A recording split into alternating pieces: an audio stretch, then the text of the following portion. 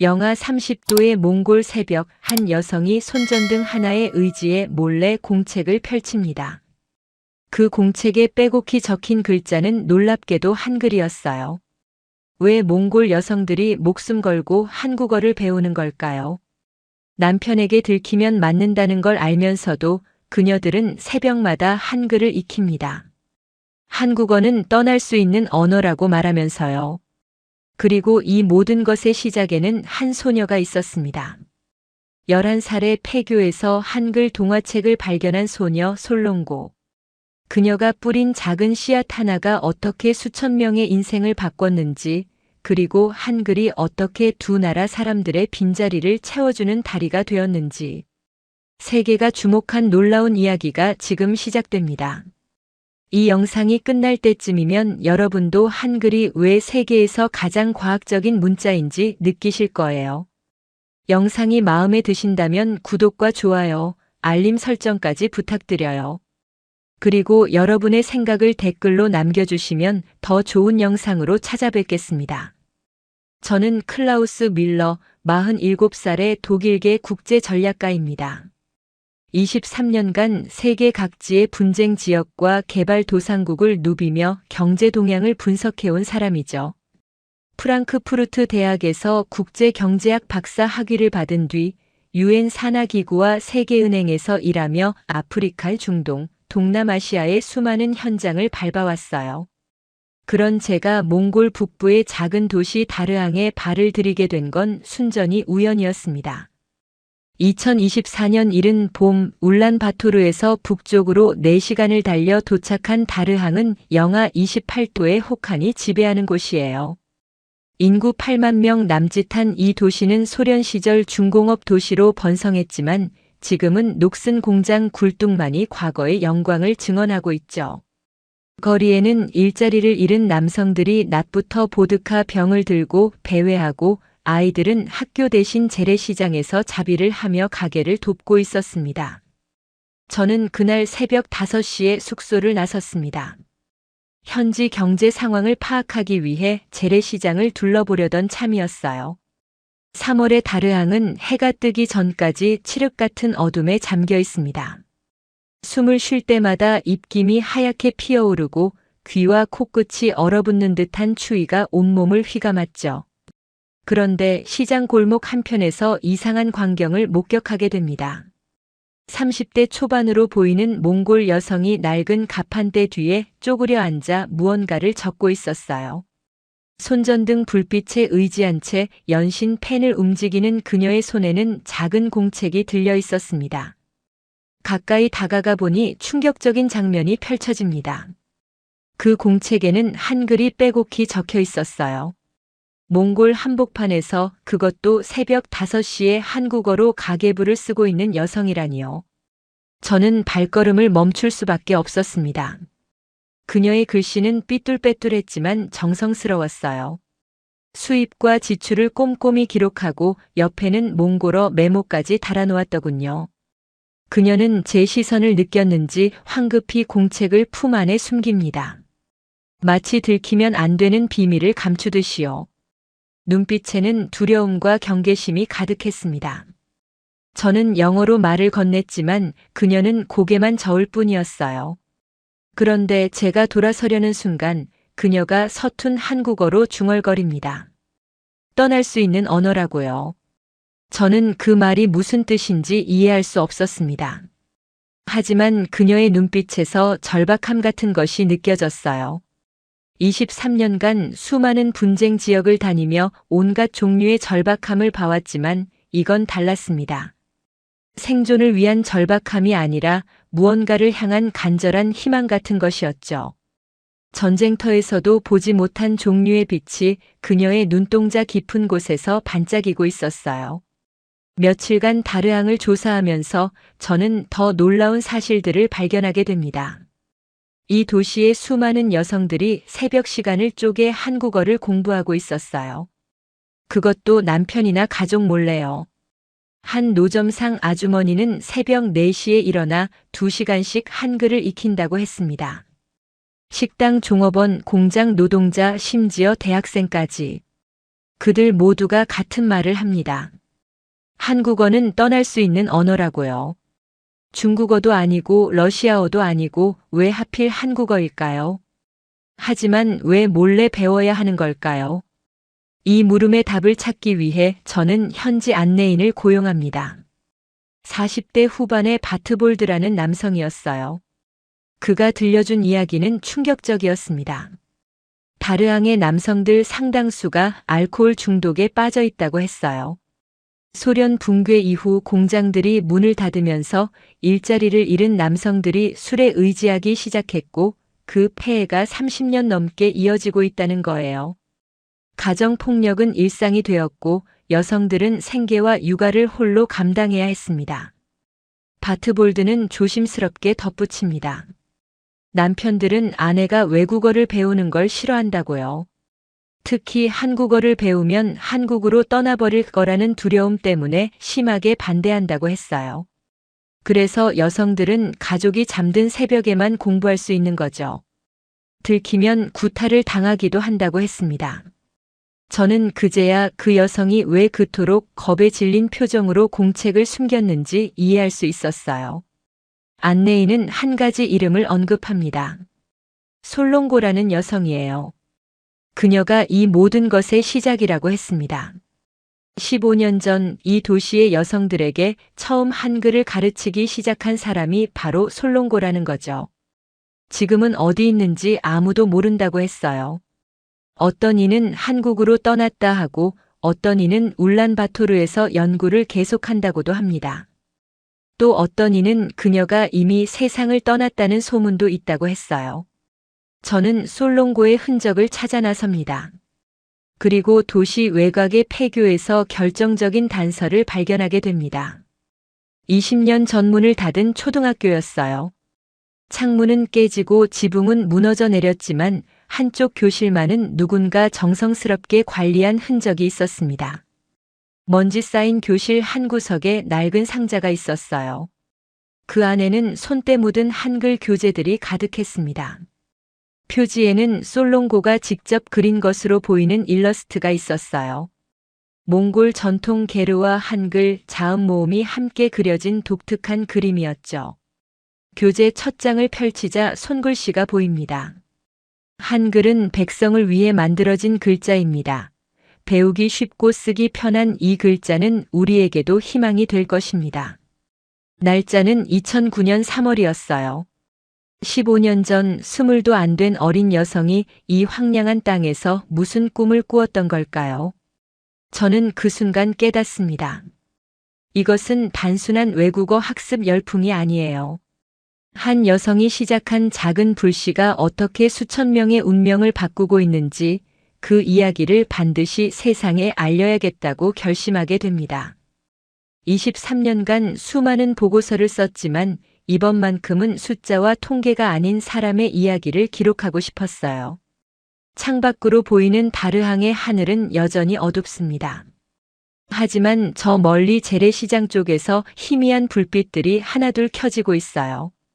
오늘도 새벽을 쪼개 한글을 배우는 여성들의 손전등 불빛이겠죠. 솔롱고가 뿌린 씨앗이 어떻게 자라났는지 저는 그 뿌리를 찾아 더 깊이 파고들기로 합니다. 그녀의 이야기가 어디서 시작되었는지 이제 그 여정을 따라가 보려 합니다. 솔롱고의 이야기를 찾아 나선 저는 다르항 외곽의 작은 마을에서 그녀의 이웃이었던 노인을 만나게 됩니다. 73세 나란투야 할머니는 솔롱고가 태어날 때부터 지켜봤다고 했어요. 할머니가 들려준 이야기는 제가 상상했던 것보다 훨씬 더 가슴 아픈 것이었습니다. 솔롱고는 1993년 다르항에서 가장 가난한 게르촌에서 태어났어요. 아버지 바야르는 제철소 노동자였고 어머니 오유는 재래시장에서 양고기를 팔았죠. 소련이 붕괴된 직후라 온 나라가 혼란에 빠져 있던 시절이었습니다. 공장들은 하나둘 문을 닫았고 거리에는 실업자들이 넘쳐났어요. 바야르는 문맹이었습니다. 글을 읽지 못한다는 사실이 그에게 얼마나 큰 고통이었는지 나란투야 할머니는 생생하게 기억하고 있었어요.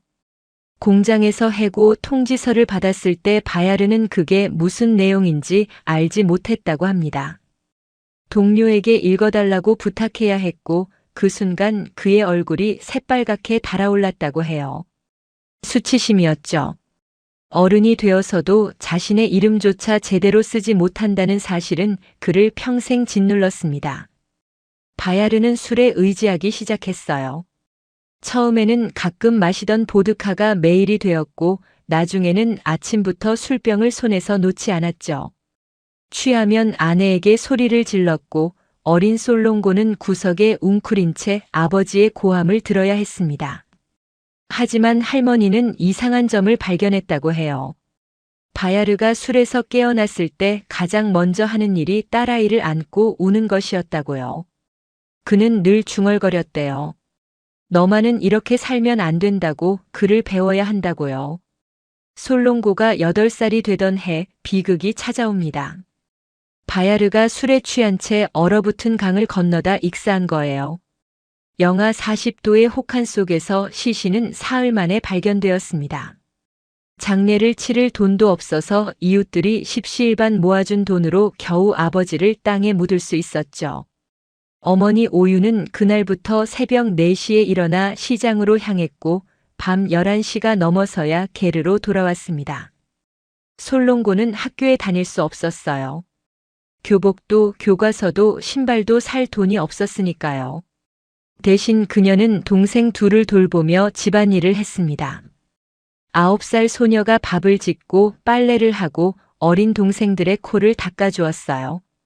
이웃들은 그런 솔롱고를 보며 혀를 찼습니다. 저 아이는 평생 저렇게 살겠구나 하고요. 그런데 11살이 되던 어느 겨울날 솔롱고의 인생을 바꾸는 사건이 일어납니다. 동생들을 데리고 마을을 돌아다니던 솔롱고는 우연히 폐교에 들어가게 되었어요. 문을 닫은 지 3년이 지난 학교는 황폐해져 있었지만 도서실만은 자물쇠가 부서져 열려 있었죠. 먼지 쌓인 선반 사이로 들어간 솔롱고는 바닥에 떨어진 책 한 권을 발견합니다. 그건 한글로 쓰인 동화책이었어요. 어떻게 몽골의 폐교에 한국 동화책이 있었는지는 아무도 몰라요. 아마 구소련 시절 한인 디아스포라의 흔적이거나 누군가 기증한 책이었을 거예요. 표지에는 알 수 없는 글자들이 있었고 그 옆에 토끼와 거북이 그림이 그려져 있었습니다. 솔롱고는 그림에 이끌려 책을 펼쳤어요. 물론 한 글자도 읽을 수 없었습니다. 하지만 이상한 일이 벌어졌어요. 솔롱고는 그 알 수 없는 글자들에서 규칙을 발견한 거예요. 동그라미가 있고 네모가 있고 선이 있었죠. 몽골 문자나 러시아 키릴 문자와는 전혀 달랐어요. 마치 누군가 일부러 쉽게 만들어 놓은 것 같았습니다. 솔롱고는 그 자리에 2시간이나 앉아 책장을 넘겼어요. 동생들이 배고프다고 울 때까지요. 그날 이후 솔롱고는 매일 폐교를 찾았습니다. 도서실에는 한글 책이 3권 더 있었어요. 동화책 2권과 낡은 한국어 교재 1권이었죠. 솔롱고는 교재의 첫 장을 펴고 혼자서 한글을 깨우치기 시작했습니다. 기억은 기억, 니은은 니은. 소리내어 읽을 수는 없었지만 글자의 모양과 조합 규칙을 하나씩 익혀갔어요. 나란투야 할머니는 그 시절 솔롱고를 또렷이 기억한다고 했습니다. 영하 30도가 넘는 겨울에도 그 아이는 폐교로 향했다고요. 손이 얼어서 펜을 쥘 수 없으면 입김을 불어 녹이고 해가 지면 촛불 하나의 의지의 글자를 따라 썼대요. 어머니 오유는 딸이 뭘 하는지 몰랐습니다.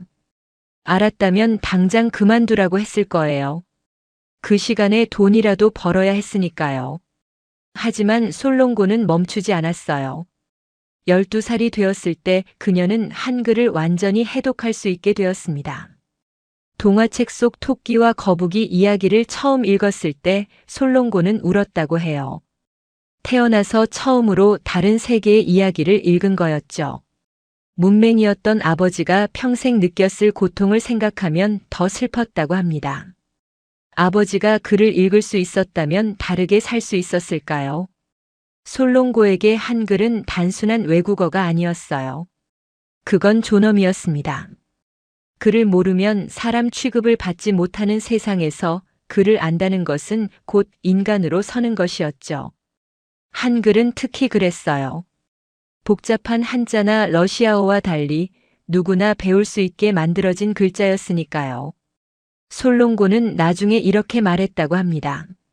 한글은 가난한 사람도 배울 수 있는 글자라고요. 그래서 더 소중하다고요. 13살이 된 솔롱고는 동생들에게 한글을 가르치기 시작했어요. 게르 안흙바닥에 나뭇가지로 글자를 썼죠. 동생들은 처음에는 시큰둥했지만 언니가 들려주는 토끼와 거북이 이야기에 점점 빠져들었습니다. 이웃집 아이들도 하나둘 모여들었어요. 솔롱곤의 게르 앞에서 아이들이 웅성거리는 소리가 들린다고 나란투야 할머니는 회상했습니다. 그게 시작이었어요. 가난한 게르촌의 문맹 소녀가 한글이라는 씨앗을 발견한 순간 수천 명의 운명이 바뀔 준비를 하고 있었던 거죠. 물론 그때는 아무도 몰랐습니다. 솔롱고 자신도요. 저는 나란투야 할머니에게 물었습니다.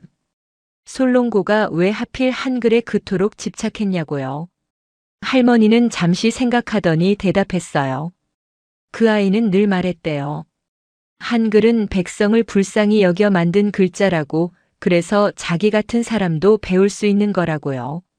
세종대왕이라는 왕이 가난한 사람들을 위해 만들었다고 언젠가 꼭 그 나라에 가보고 싶다고요. 솔롱고가 14살이 되던 2007년 다르항에 큰 변화가 찾아옵니다. 한국 건설회사가 도시 외곽에 아파트 단지를 짓기 시작한 거예요. 몽골 정부와 합작 투자로 진행된 이 프로젝트는 다르항 주민들에게 일자리를 제공했고 동시에 한국이라는 나라를 처음으로 가깝게 느끼게 해주었습니다. 공사장 주변에는 매일 수십 명의 사람들이 모여들었어요. 일자리를 구하려는 남성들, 구경 나온 아이들, 그리고 한국인들이 먹고 버린 음식 포장지를 줍는 노인들까지. 솔롱고도 그중 하나였습니다. 하지만 그녀의 목적은 달랐어요. 한국어를 직접 들어보고 싶었던 거죠. 3년간 혼자서 한글을 익혔지만 실제로 한국어가 어떻게 발음되는지는 알 수 없었으니까요. 솔롱고는 매일 점심시간마다 공사장 철조망 옆에 서서 한국인 기술자들의 대화를 엿들었습니다. 그들이 나누는 말은 책에서 본 글자와는 전혀 다르게 들렸어요. 빠르고 억양이 있고 감정이 담겨 있었죠. 솔롱고는 그 소리에 매료되었습니다. 이 사람들이 쓰는 언어를 나도 말할 수 있다면 얼마나 좋을까 하고 생각했어요. 어느 날 한 한국인 기술자가 솔롱고를 발견합니다. 40대 초반으로 보이는 그 남자는 점심 도시락을 들고 철조망 가까이 다가왔어요. 솔롱고는 도망치려 했지만 그가 먼저 말을 걸었습니다. 뭐 하는 거야? 매일 여기 서 있더라. 솔롱고는 대답하지 못했어요. 한국어를 읽을 수는 있었지만 말할 수는 없었으니까요.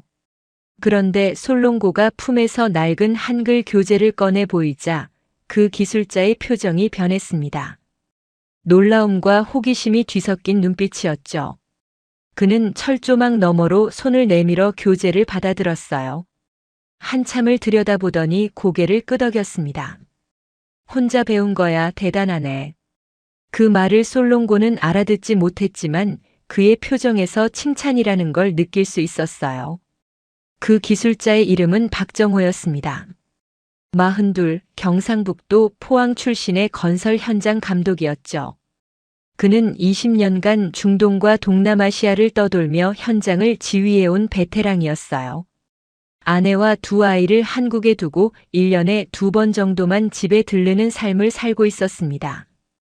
외롭고 고단한 생활이었지만 그는 묵묵히 일했어요.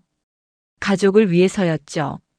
박정호는 다음 날부터 점심시간마다 철조망 옆으로 왔습니다. 도시락을 먹으며 솔롱고에게 한국어를 가르쳐주기 시작한 거예요. 처음에는 간단한 인사말부터였죠. 안녕하세요, 감사합니다, 죄송합니다. 솔롱고는 그의 입모양을 보며 따라했어요. 발음이 서툴렀지만 박정호는 웃으며 고쳐주었습니다. 현장에 다른 한국인들은 박정호를 이상하게 쳐다봤어요. 왜 저 꼬마한테 한국어를 가르쳐 주냐고 시간 낭비라고 했죠. 몽골 사람들도 수군거렸습니다. 저 남자가 무슨 속셈이 있는 게 아니냐고요. 하지만 박정호는 개의치 않았어요. 그는 솔롱고에게서 자신의 딸을 보았다고 나중에 고백했습니다. 한국에 두고 온 12살 딸아이가 이 먼 타국에서 혼자 뭔가를 배우려 한다면 누군가 도와주기를 바랄 것 같았다고요. 3개월이 지나자 솔롱고는 간단한 대화를 할 수 있게 되었습니다. 오늘 날씨가 추워요. 배가 고파요. 한국은 어떤 나라예요? 박정호는 한국에 대해 이야기해 주었어요. 사계절이 뚜렷하고 밥과 김치를 먹고 사람들이 열심히 일하는 나라라고요. 솔롱고는 눈을 반짝이며 들었습니다. 언젠가 꼭 가보고 싶다고 했어요. 그러던 어느 날 박정호가 솔롱고에게 심각한 표정으로 말합니다. 이번 주말에 한국으로 돌아간다고요. 공사 현장 감독 임기가 끝난 거였어요. 솔롱고는 아무 말도 하지 못했습니다. 겨우 한국어를 배우기 시작했는데 선생님이 떠나버리는 거였으니까요. 박정호는 떠나기 전날 솔롱고에게 작은 선물을 주었습니다. 낡은 한국어 사전과 자신이 쓰던 볼펜이었어요. 사전 첫 장에는 그의 글씨가 적혀 있었습니다. 솔롱고에게 넌 뭐든 할 수 있어. 포기하지 마. 박정호 삼촌이. 솔롱고는 그 글씨를 보며 울었습니다. 아버지를 잃은 뒤 처음으로 어른에게서 따뜻한 말을 들은 거였어요. 박정호가 떠난 뒤 솔롱고는 매일 그 사전을 펼쳤습니다. 한 장 한 장 넘기며 단어를 외웠어요. 가, 나, 다라. 가족, 나라, 다리, 라면. 사전이 닳아서 떨어질 때까지 솔롱고는 손에서 놓지 않았죠. 박정호의 말이 그녀를 버티게 해주었습니다. 넌 뭐든 할 수 있어. 그 후로 17년이 흘렀습니다. 저는 박정호를 찾아 한국으로 연락을 취했어요. 그는 지금 61살로 포항에서 은퇴 후 조용히 살고 있었습니다. 전화로 솔롱고 이야기를 꺼내자 그는 한참을 말이 없었어요. 그러다 낮은 목소리로 말했습니다. 그 아이가 어떻게 됐는지 늘 궁금했다고요. 저는 그에게 솔롱고가 이룬 일들을 설명해 주었습니다. 그녀가 수천 명의 몽골 여성들에게 한글을 가르쳤고 그 덕분에 많은 사람들의 인생이 바뀌었다고요. 박정호는 한동안 아무 말이 없었어요. 그러다 갑자기 흐느끼기 시작했습니다. 전화기 너머로 그의 울음소리가 들렸어요. 그는 겨우 말했습니다. 내가 한 건 점심시간에 잠깐 말을 가르쳐 준 것뿐인데 그게 그렇게 큰 일이 될 줄은 몰랐다고요. 저는 그 순간 깨달았습니다. 누군가의 작은 친절이 한 사람의 인생을 바꾸고 그 사람이 또 수천 명의 인생을 바꾼다는 것을요. 박정호가 철조망 너머로 건넨 몇 마디 한국어가 솔롱고에게는 사다리가 되었고 솔롱고는 그 사다리를 수천 명과 나누었습니다. 작은 선의가 어떻게 거대한 물결이 되는지 저는 다르항에서 목격하고 있었어요. 박정호는 통화를 끝내기 전 부탁했습니다. 기회가 되면 솔롱고에게 전해달라고요. 삼촌이 아직도 너를 기억하고 있다고 내가 자랑스럽다고요. 박정호가 떠난 뒤에도 솔롱고의 한국어 공부는 멈추지 않았습니다. 15살이 된 그녀는 다르항을 떠나 수도 울란바토르로 향합니다. 어머니 오유는 처음에 극구 반대했어요. 어린 딸을 혼자 대도시로 보내는 게 두려웠던 거죠. 하지만 솔롱고의 결심은 확고했습니다. 한국어를 제대로 배우려면 울란바토르에 가야 했어요. 그곳에 한국어 학원이 있다는 소문을 들었거든요. 2008년에 울란바토르는 급격한 변화의 한복판에 있었습니다. 중국과 러시아 사이에 끼어 있던 이 내륙 국가에 새로운 바람이 불기 시작한 거예요. 바로 한류였죠. 드라마 대장금이 몽골 전역을 휩쓸었고 젊은이들 사이에서 한국 가수들의 노래가 유행했습니다. 거리에는 한글 간판이 하나둘 늘어났고 한국 기업들이 앞다투어 진출했어요. 솔롱고는 울란바토르 외곽의 허름한 숙소에 방을 얻었습니다. 월세 5만 투구릭, 한화로 약 2만 원이었어요. 낮에는 한국 식당에서 설거지를 하고 밤에는 한국어 학원에 다녔습니다. 학원비는 한 달에 3만 투구릭이었는데 설거지 월급으로는 빠듯했어요. 식사는 하루에 한 끼로 줄였습니다. 그래도 솔롱고는 행복했어요. 드디어 한국어를 체계적으로 배울 수 있게 되었으니까요. 학원에서 솔롱고의 실력은 단연 돋보였습니다. 다른 학생들이 기억 니은 뒤 그들 배울 때 그녀는 이미 신문 기사를 읽을 수 있었어요. 선생님은 솔롱고를 특별히 눈여겨보았습니다. 이 아이는 다르다, 진짜 언어에 대한 재능이 있다고 생각했죠.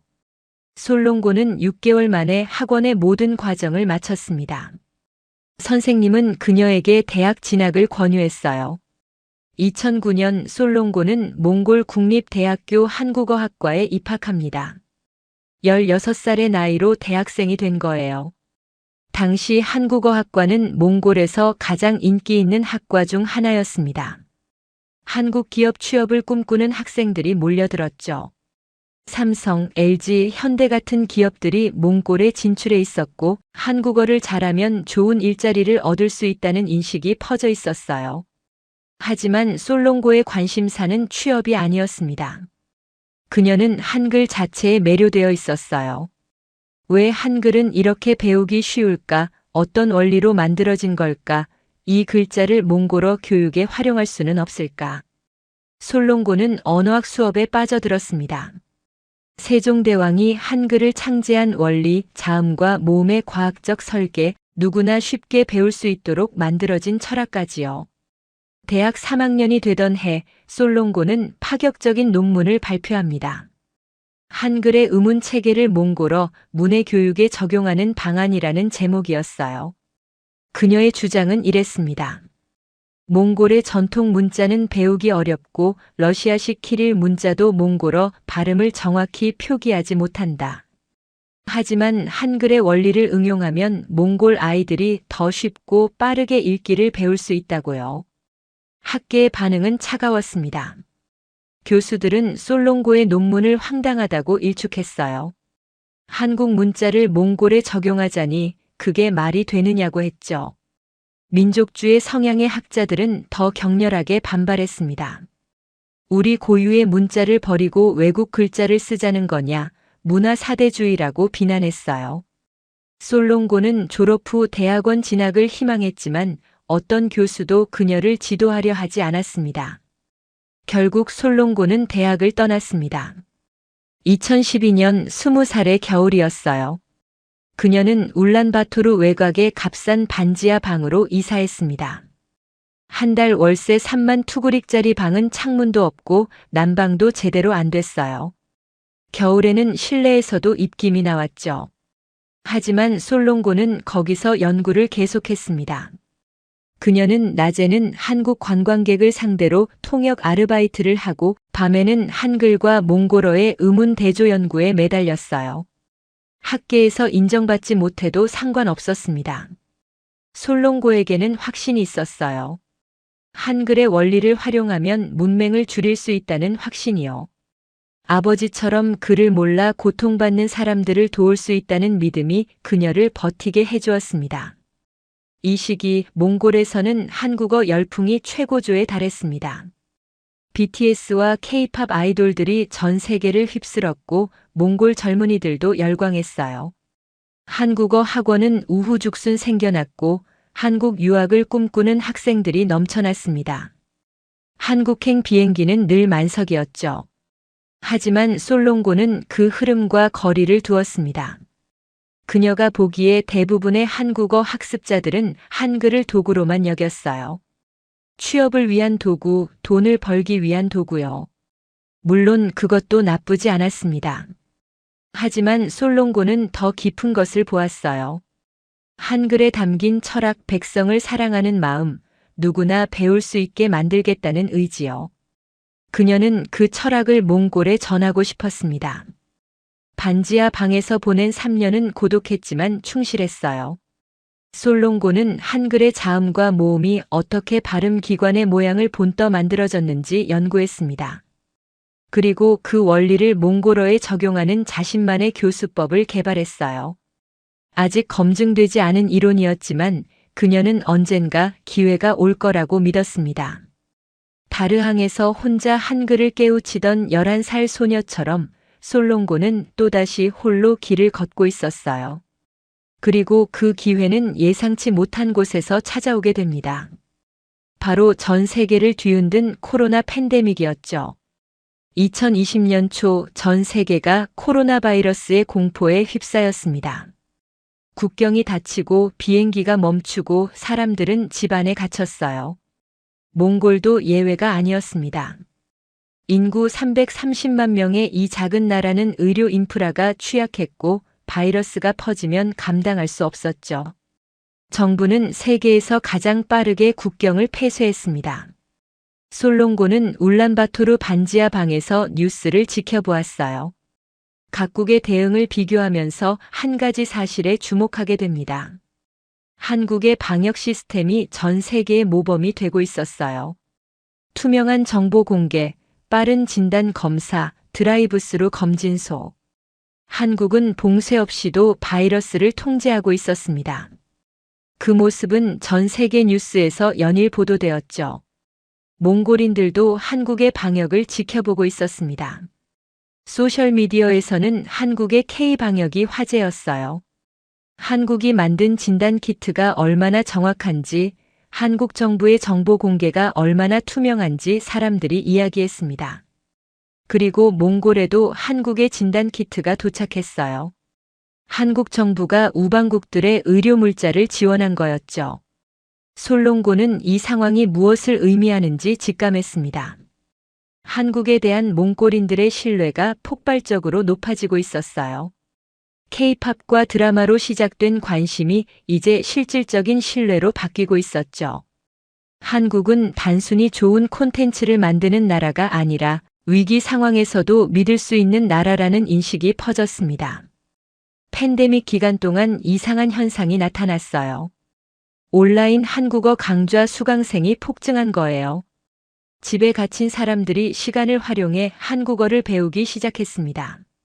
특히 여성들의 참여가 두드러졌어요. 2019년까지 몽골의 한국어 학습자 중 여성 비율은 약 60%였는데 2020년에는 75%까지 올랐습니다. 왜 여성들이 한국어에 더 열광했을까요?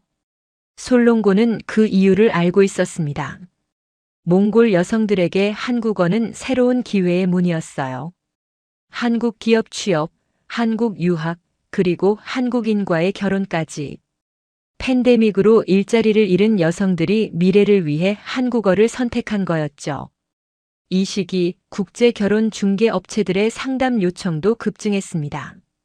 통계에 따르면 2020년 한 해 동안 몽골 여성과 한국 남성의 결혼이 전년 대비 30% 증가했어요. 물론 모든 결혼이 행복한 것은 아니었습니다. 언어 장벽, 문화 차이, 경제적 기대 차이로 어려움을 겪는 커플도 많았죠. 하지만 솔롱고가 만난 많은 여성들은 다른 이야기를 했습니다. 그녀들은 한국을 도피처가 아니라 새로운 시작점으로 보고 있었어요. 몽골에서의 힘든 삶에서 벗어나기 위해서가 아니라 자신의 능력을 펼칠 수 있는 곳으로 한국을 선택했다고 했습니다. 한국어를 배우는 것은 그 첫걸음이었죠. 솔롱고는 이런 여성들의 이야기를 듣고 기록하기 시작했어요. 34살의 채책은 두 아이를 둔 싱글맘이었습니다. 남편이 술에 취해 폭력을 휘두르다 교통사고로 사망한 뒤 혼자서 아이들을 키웠어요. 그녀는 한국어를 배우기 시작했고 온라인으로 알게 된 한국 남성과 결혼했습니다. 상대는 52살의 농촌 총각이었어요. 처음에 주변에서는 걱정했지만 채책은 행복하다고 했습니다. 남편이 자신을 존중해준다고요. 술도 안 마시고 손찌검도 안 하고 아이들을 친자식처럼 대해준다고요. 41살의 오윤 채책은 울란바토르에서 미용사로 일하다 코로나로 실직했어요. 그녀는 한국어를 배워 한국 미용 브랜드의 몽골 지사에 취업했습니다. 월급은 이전의 3배였어요. 그녀는 말했습니다. 한국어가 내 인생을 바꿨다고요. 하지만 그보다 중요한 건 한국어를 배우면서 자신감이 생겼다는 거라고요. 솔롱고는 이런 이야기들을 모으면서 깨달았습니다. 한국어와 한글은 단순한 외국어가 아니었어요. 몽골 여성들에게 그것은 희망의 언어였습니다. 어둡고 막힌 현실에서 벗어날 수 있는 빛 같은 것이었죠. 물론 한국이 완벽한 나라는 아니에요. 하지만 적어도 몽골 여성들에게 한국은 노력하면 대우받을 수 있는 곳, 성실함을 인정해주는 곳으로 여겨졌습니다. 2021년 팬데믹이 조금씩 완화되면서 솔롱고에게 연락이 오기 시작합니다. 다르항에서 온 전화였어요. 고향의 여성들이 한국어를 배우고 싶어 한다는 내용이었죠. 솔롱고가 어린 시절 뿌린 씨앗이 드디어 싹을 틔우고 있었습니다. 반지하 방에서 홀로 연구하던 3년의 시간이 헛되지 않았던 거예요. 솔롱고는 고민했습니다. 울란바토르에서 통역 일을 계속하면 돈을 벌 수 있어요. 하지만 고향 여성들에게 한글을 가르치면 수입은 거의 없을 거예요. 그녀는 박정호가 준 사전을 펼쳤습니다. 첫 장에 적힌 글씨가 눈에 들어왔어요. 넌 뭐든 할 수 있어. 포기하지 마. 솔롱고는 결심했습니다. 다르항으로 돌아가기로요. 한글이 몽골 여성들의 삶을 어떻게 바꿀 수 있는지 직접 증명해 보이기로 한 거예요. 그것이 아버지의 고통에 대한 답이고 박정호의 친절에 대한 보답이라고 생각했습니다. 2022년 봄 솔롱고는 14년 만에 고향 다르항으로 돌아왔습니다. 울란바토르에서의 삶을 모두 정리하고요. 가진 것이라고는 낡은 배낭 하나와 박정호가 준 한국어 사전뿐이었어요. 29살의 그녀는 어린 시절 한글을 처음 발견했던 그 폐교 앞에 섰습니다. 건물은 더 낡아져 있었지만 아직 무너지지는 않았어요. 솔롱고는 지역 관청을 찾아가 폐교 한 칸을 빌려달라고 요청했습니다. 무료로 읽기 수업을 하겠다고 했어요. 관료들은 시큰둥했지만 어차피 버려진 건물이니 쓰라고 허락해 주었죠. 솔롱고는 직접 빗자루를 들고 교실을 청소했습니다. 깨진 유리창은 비닐로 막고 낡은 책상들을 끌어모았어요.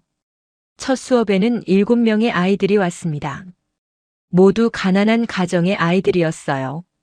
학교에 다니지만 읽기에 어려움을 겪는 아이들, 아예 학교를 그만둔 아이들, 학습 부진으로 낙인 찍힌 아이들이었죠.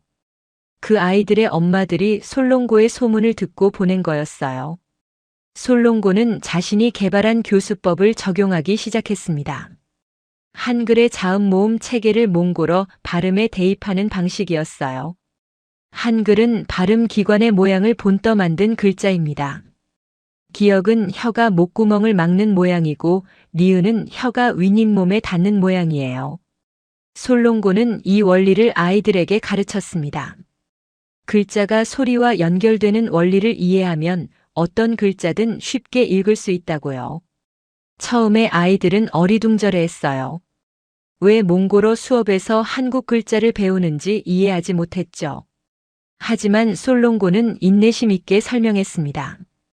한글을 배우는 게 아니라 한글의 원리를 배우는 거라고요. 이 원리를 알면 몽골어도 더 잘 읽을 수 있다고요.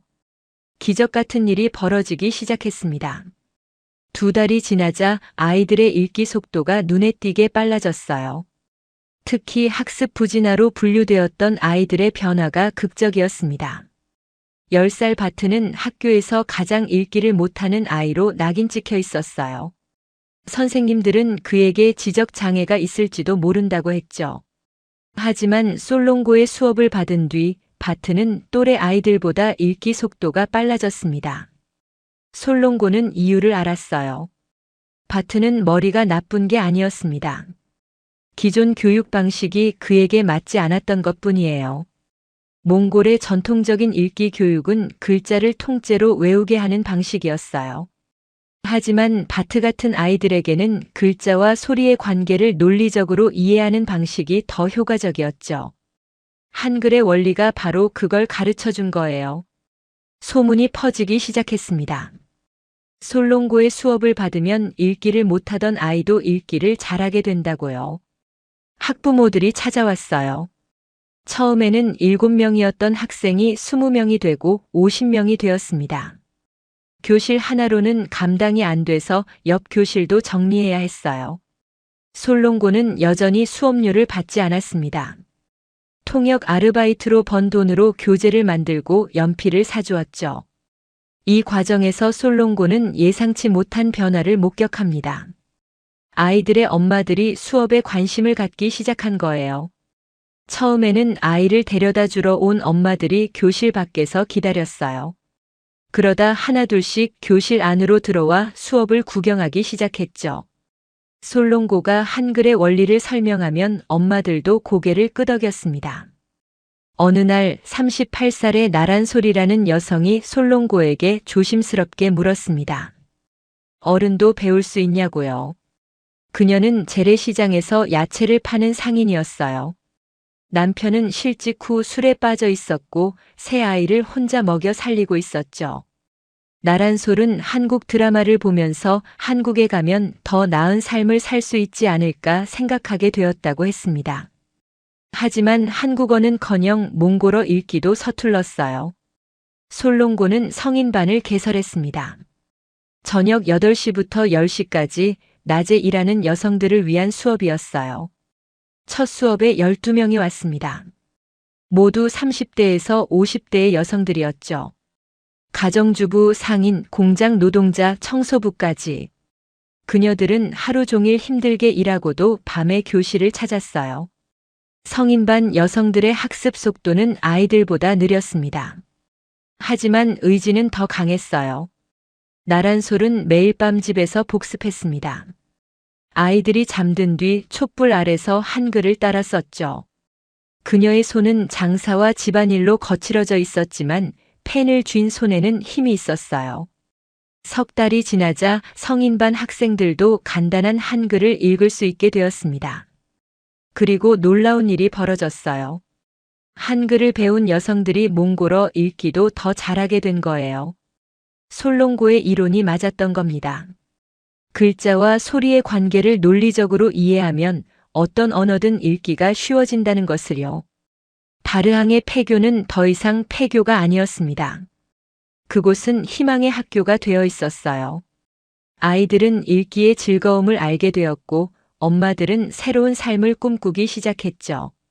솔롱고가 11살 때 이 폐교에서 한글 동화책을 발견한 것처럼 이제 수십 명의 사람들이 같은 장소에서 한글을 통해 새로운 세계를 발견하고 있었습니다. 나란솔은 나중에 이렇게 말했습니다. 한국어를 배우면서 처음으로 내가 뭔가 할 수 있는 사람이라는 걸 느꼈다고요. 돈도 학력도 백도 없는 자신이 새로운 언어를 배울 수 있다는 사실이 믿기지 않았다고요. 그 자신감이 모든 것을 바꿨다고 했습니다. 솔롱고의 성인반을 수료한 여성들 중 일부는 더 깊이 한국어를 배우고 싶어 했습니다. 그녀들은 한국어 능력 시험을 준비하기 시작했고 몇몇은 한국 취업이나 유학을 꿈꾸었어요. 그리고 또 다른 선택지가 있었습니다. 국제 결혼이었죠. 저는 이 부분을 취재하면서 조심스러웠습니다. 국제 결혼에 대한 편견이 있다는 걸 알고 있었거든요. 어떤 사람들은 돈을 위한 결혼이라고 하고 어떤 사람들은 인신매매에 가깝다고도 하죠. 하지만 솔롱고와 그녀의 학생들을 통해 만난 커플들의 이야기는 달랐습니다. 첫 번째로 만난 커플은 나란솔과 김영수 씨였어요. 솔롱고의 성인반을 수료한 여성들 중 일부는 더 깊이 한국어를 배우고 싶어 했습니다. 그녀들은 한국어 능력 시험을 준비하기 시작했고 몇몇은 한국 취업이나 유학을 꿈꾸었어요. 그리고 또 다른 선택지가 있었습니다. 국제 결혼이었죠. 저는 이 부분을 취재하면서 조심스러웠습니다. 국제 결혼에 대한 편견이 있다는 걸 알고 있었거든요. 어떤 사람들은 돈을 위한 결혼이라고 하고 어떤 사람들은 인신매매에 가깝다고도 하죠. 하지만 솔롱고와 그녀의 학생들을 통해 만난 커플들의 이야기는 달랐습니다. 첫 번째로 만난 커플은 에르덴과 최준호 씨였어요. 에르덴은 32살, 준호 씨는 35살로 3살 차이의 또래 부부였습니다. 에르덴은 울란바토르에서 회계사로 일하다 한국 기업 몽골 지사에 취업했어요. 그곳에서 한국 본사에서 파견 온 준호 씨를 만났죠. 준호 씨는 대기업 해외 영업팀 과장이었는데 에르덴의 유창한 한국어 실력에 감탄했다고 합니다. 두 사람은 업무상 자주 만나면서 자연스럽게 가까워졌어요. 에르덴은 솔롱고의 수업에서 한국어를 배운 뒤 독학으로 실력을 키워온 터였습니다. 준호 씨는 그녀의 성실함과 똑똑함에 반했다고 했어요. 1년간의 연애 끝에 두 사람은 결혼을 결정했습니다. 준호 씨 부모님도 에르덴을 만나보고 흔쾌히 허락했다고 해요. 며느리가 한국어를 너무 잘해서 외국인인 줄 몰랐다고 할 정도였죠. 두 번째 커플은 사랑굴과 김태영 씨였습니다. 사랑굴은 29살, 태영 씨는 33살로 4살 차이였어요. 사랑굴은 솔롱고의 제자 중에서도 한국어 실력이 뛰어났습니다. 한국 유학을 꿈꾸며 열심히 공부했고 장학금을 받아 서울의 대학원에 진학했어요. 태영 씨는 같은 대학원 선배였습니다. 유학생 멘토링 프로그램에서 처음 만났고 사랑굴의 학업을 도와주다 사랑에 빠졌죠. 태영 씨는 저에게 이렇게 말했어요. 사랑굴이 공부하는 모습을 보면서 감동받았다고요. 새벽까지 도서관에서 논문을 읽고 모르는 건 끝까지 물어보는 성실함이 대단했대요. 국적이나 문화 차이는 전혀 문제가 되지 않았다고 합니다. 오히려 서로 다른 배경 덕분에 대화가 더 풍성해졌다고요. 세 번째 커플은 나란솔과 김영수 씨였어요. 나란솔은 솔롱고의 성인반 첫 번째 수료생이었고 영수 씨는 충청남도 홍성에서 농사를 짓는 56살의 남성이었습니다. 나란솔은 41살로 두 사람은 15살 차이였죠. 영수 씨는 20년 전 아내와 사별한 뒤 혼자 살았어요. 두 아들이 있지만 모두 서울로 떠났고 그는 홀로 농촌에 남아 밭을 일궜죠. 나란솔 역시 전 남편과 사별한 뒤 새 아이를 혼자 키우고 있었습니다. 비슷한 아픔을 겪은 두 사람은 서로를 깊이 이해할 수 있었어요. 영수 씨와 나란솔은 화상통화로 처음 만났습니다. 나란솔의 한국어는 아직 서툴렀지만 기본적인 대화는 가능했어요. 영수 씨는 그녀가 한국어를 배우기 위해 얼마나 노력했는지를 듣고 감동받았습니다. 3번의 화상통화와 1번의 몽골 방문 끝에 두 사람은 결혼을 결정했습니다. 나란솔은 새 아이를 데리고 한국으로 왔어요. 처음에는 모든 것이 낯설었습니다. 하지만 영수 씨는 인내심이 있었습니다. 그는 나란솔에게 농사일을 천천히 가르쳤어요. 아이들에게는 자상한 아버지가 되려고 노력했죠. 제가 그들을 방문했을 때 결혼 1년 차였습니다. 나란솔은 한국어가 많이 늘어 있었어요. 영수 씨와 농담을 주고받을 정도였죠.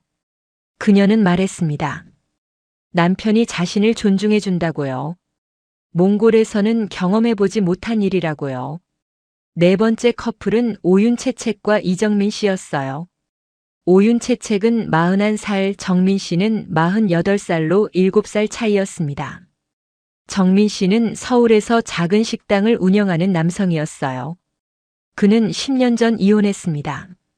사업에만 매달리다 가정을 돌보지 못했고 아내는 결국 떠났죠.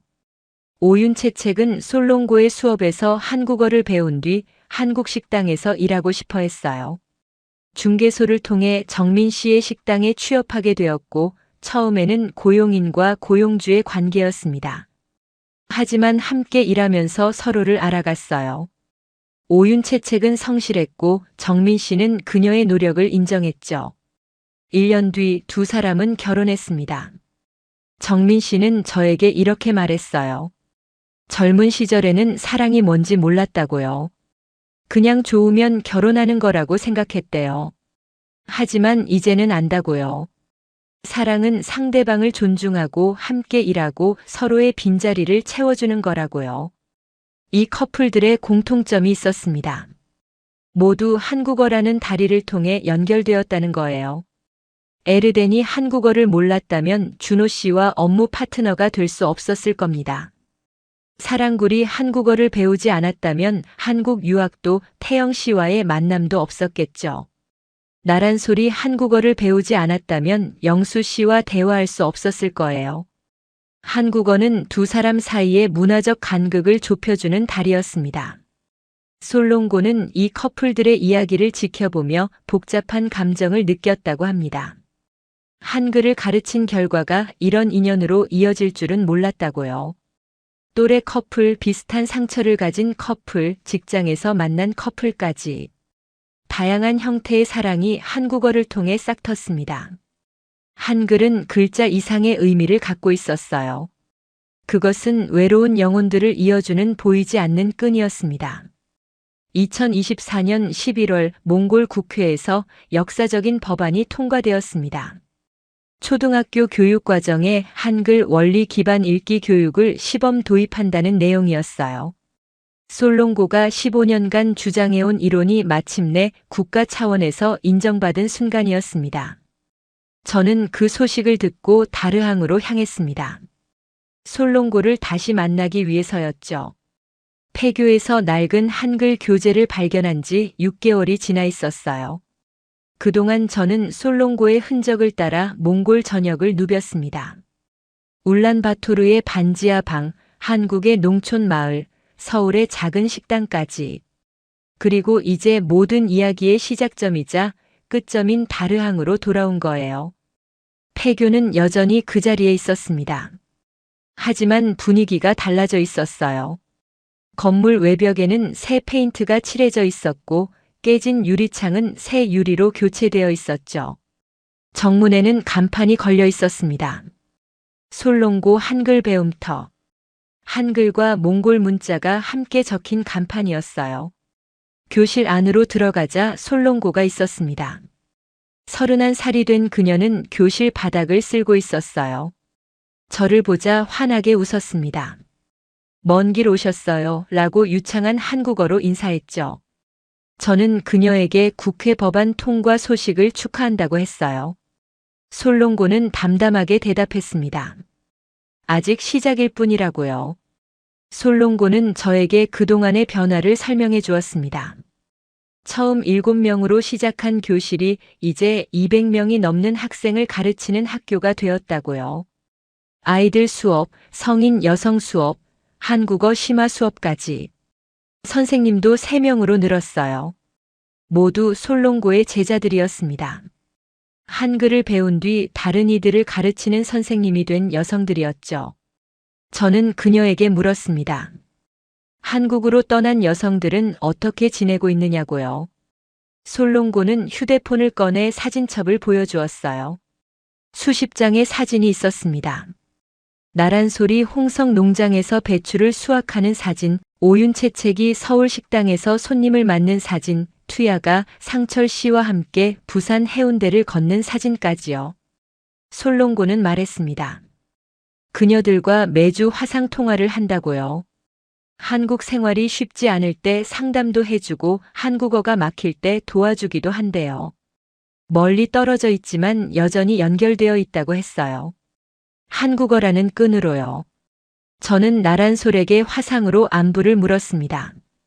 화면 속 그녀는 건강해 보였어요. 옆에는 영수 씨가 앉아 있었고 새 아이들은 한국 학교 교복을 입고 있었습니다. 나란솔은 말했어요. 처음에는 한국이 낯설고 무서웠다고요. 하지만 지금은 여기가 집이라고요. 남편이 좋고 아이들이 잘 자라고 있어서 행복하다고요. 오윤채책도 연결되었습니다. 그녀는 이제 정민씨 식당의 공동대표가 되어 있었어요. 몽골 요리를 메뉴에 추가했고 손님들에게 인기라고 했어요. 오윤채책은 웃으며 말했습니다. 솔롱고 선생님이 한글을 가르쳐주지 않았으면 지금의 나는 없다고요. 그 은혜를 평생 잊지 못한다고요. 저는 솔롱고에게 마지막 질문을 했습니다. 이 모든 일을 시작할 때 지금의 결과를 예상했느냐고요. 솔롱고는 고개를 저었습니다. 전혀 몰랐다고요.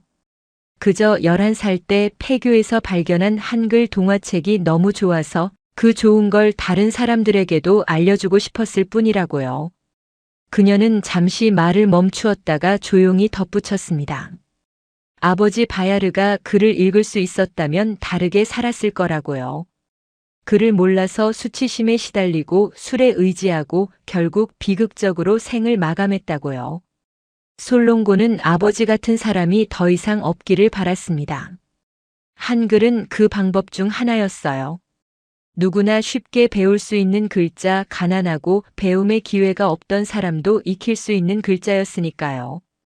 저는 마지막으로 박정호 씨의 안부를 전했습니다. 삼촌이 아직도 솔롱고를 기억하고 있다고 자랑스럽다고 전해달라고 했다고요. 솔롱고는 한참 아무 말도 하지 못했어요. 눈시울이 붉어졌습니다. 그러다 천천히 말했어요. 박정호 삼촌이 없었으면 지금의 자신도 없다고요. 철조망 너머로 건넨 몇 마디가 인생을 바꿨다고요. 저는 폐교를 떠나면서 뒤를 돌아보았습니다. 솔롱고는 또 다른 수업 준비를 하고 있었어요. 새로운 학생들이 올 시간이었거든요. 저녁 해가 기울어가는 다르항의 하늘 아래 폐교에서 불빛이 새어나오고 있었습니다. 한글은 누군가에게는 새로운 직업이 되었고 누군가에게는 가족이 되었으며 누군가에게는 두 번째 인생이 되었습니다. 그리고 외로운 두 영혼 사이에 놓인 다리가 되었어요. 솔롱고는 그 모든 것의 시작점이었지만 동시에 연결점이기도 했습니다. 저는 기록합니다. 언어는 단순한 소통 도구가 아니에요. 그것은 사람의 존엄을 지키는 방패이고 운명을 바꾸는 열쇠이며 빈자리를 채우는 온기입니다. 솔롱고가 11살 때 발견한 그 한글 동화책 한 권이 수천 명의 인생을 바꿨어요. 작은 씨앗 하나가 거대한 숲이 된 겁니다. 솔롱고는 마지막으로 이렇게 말했습니다. 사람을 바꾸는 건 나라가 아니라 배운다는 마음이에요. 그 마음만 있다면 어디서든 누구든 두 번째 인생을 시작할 수 있어요. 저는 폐교의 뒷문을 닫으며 다르항을 떠났습니다. 하지만 이 이야기는 여기서 끝이 아닙니다. 지금 이 순간에도 세계 어딘가에서 누군가가 한글을 배우고 있을 거예요. 그리고 그 글자가 또 누군가의 인생을 바꾸겠죠. 솔롱고가 뿌린 씨앗처럼요. 578년 전 세종대왕은 백성을 불쌍히 여겨 한글을 만들었습니다. 누구나 쉽게 배울 수 있는 글자를요. 그 정신이 시간과 국경을 넘어 몽골의 작은 도시까지 닿았습니다. 문맹 아버지의 고통을 지켜본 소녀가 한글에서 희망을 발견했고 그 희망은 수천 명의 여성들에게 퍼져나갔어요. 가난과 폭력 속에서도 꺾이지 않는 배움의 의지, 그것이 한글과 만나 기적을 만들어냈습니다. 한글은 단순한 문자가 아닙니다. 그것은 존엄이고 사다리이며 외로운 영혼들을 이어주는 다리예요. 대한민국이 세계에 선물한 가장 아름다운 유산이 바로 한글입니다. 솔롱고의 이야기는 끝이 아니라 시작입니다. 지금 이 순간에도 세계 어딘가에서 누군가가 한글을 배우고 있어요. 우리가 만든 글자가 누군가의 인생을 바꾸고 있다는 사실 자랑스럽지 않으신가요? 오늘 영상이 감동이 되셨다면 구독과 좋아요 부탁드려요. 알림 설정하시면 더 감동적인 이야기를 가장 먼저 만나실 수 있습니다. 여러분의 댓글 하나하나가 큰 힘이 됩니다. 다음 이야기에서 또 만나요. 또 만나요. 또 만나요. 또 만나요. 또 만나요.